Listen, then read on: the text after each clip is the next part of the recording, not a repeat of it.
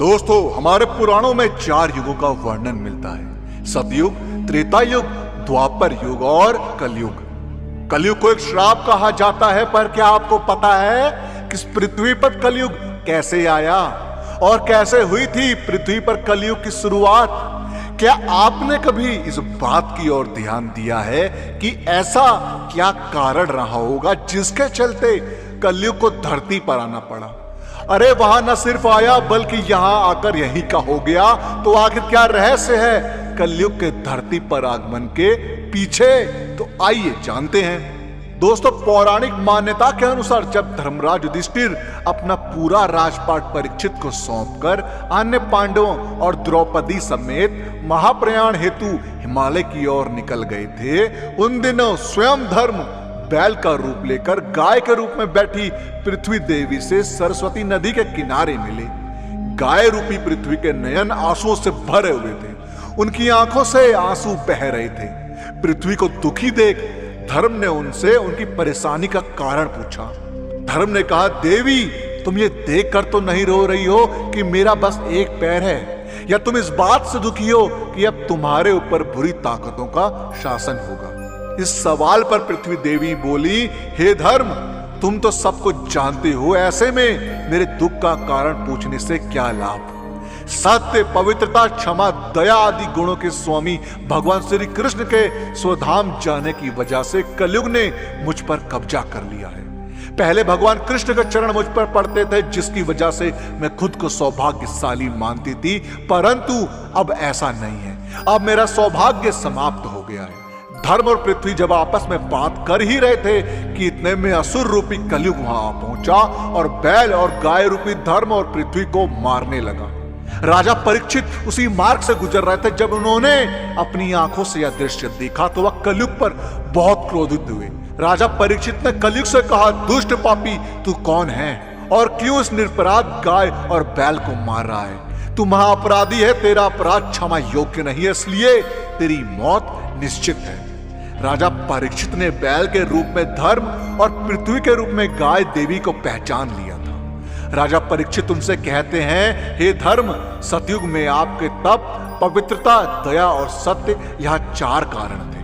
त्रेता युग में 3 चरण ही रह गए और द्वापर में तो 2 ही रह गए, और अब इस दुष्ट कलयुग के कारण आपका एक ही चरण रह गया है। इतना कहते हुए राजा परीक्षित ने अपनी तलवार निकाली और कलयुग को मारने के लिए आगे बढ़े। राजा परीक्षित का क्रोध देखकर कलयुग थरथर कांपने लगा। कलयुग अपनी राजश्री वेशभूषा को उतारकर राजा परीक्षित के चरणों में गिर गया और क्षमा याचना करने लगा। राजा परीक्षित ने भी अपनी शरण में आकर कलयुग को मारना उचित नहीं समझा और उससे कहा कि कलयुग, तू मेरी शरण में आया, इसलिए मैं तुझे जीवन दान दे रहा हूं, किंतु अधर्म, पाप, झूठ, चोरी, कपट, दरिद्रता आदि अनेक द्रव्यों का मूल कारण केवल तू ही है। तू मेरे राज्य से अभी निकल जा और फिर कभी लौट कर नहीं आना। कलयुग ने राजा परीक्षित की बात सुनकर कहा कि पूरी पृथ्वी पर आपका निवास है। पृथ्वी पर ऐसा कोई स्थान नहीं है जहां आपका राज नहीं है, ऐसे में मुझे रहने के लिए आप स्थान प्रदान कीजिए। कलयुग के कहने पर राजा परीक्षित ने काफी सोच विचार कर कहा, असत्य, मद, काम और क्रोध का निवास जहां भी होता है, इन 4 स्थानों पर तुम रह सकते हो। परंतु इस पर कलयुग बोला, हे राजन, यह 4 स्थान मेरे रहने के लिए पर्याप्त है, मुझे अन्य जगह भी प्रदान कीजिए। इस पर राजा परीक्षित ने कलयुग को रहने के लिए स्वर्ण के रूप में 5वां स्थान प्रदान किया। कलयुग इन स्थानों के मिल जाने पर प्रत्यक्ष रूप में तो वहां से चले गया, किंतु कुछ दूर जाने के बाद अदृश्य रूप में वापस आकर राजा परीक्षित के स्वर्ण मुकुट में निवास करने लगा। और फिर इसी तरह से कलयुग का आगमन धरती पर हुआ। मार्कंड पुराण में वर्णन मिलता है कि कलयुग के शासक मनमाने ढंग से जनता पर राज करेंगे, धर्म को नजरअंदाज किया जाएगा और लालच, झूठ और कपट सबके दिमाग के ऊपर हावी रहेगा। लोग बिना किसी पश्चाताप के हत्यारा बनकर लोगों की हत्या भी करेंगे।